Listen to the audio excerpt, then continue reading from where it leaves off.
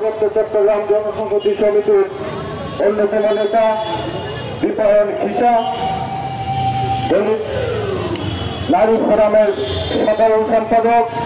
এবং বাংলাদেশ দলিত বঞ্চিত জনগোষ্ঠী অধিকার আন্দোলন বিডিআরএম কেন্দ্রীয় কমিটির সাবেক বিডিআরএম কেন্দ্রীয় কমিটির তথ্য গবেষণা বিষয়ক সম্পাদক, জেলার সংগ্রামী সভাপতি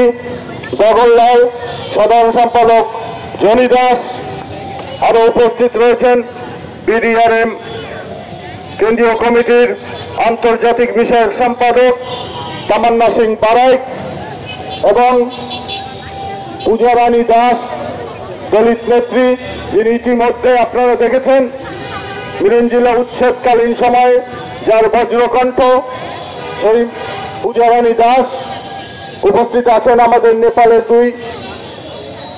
জন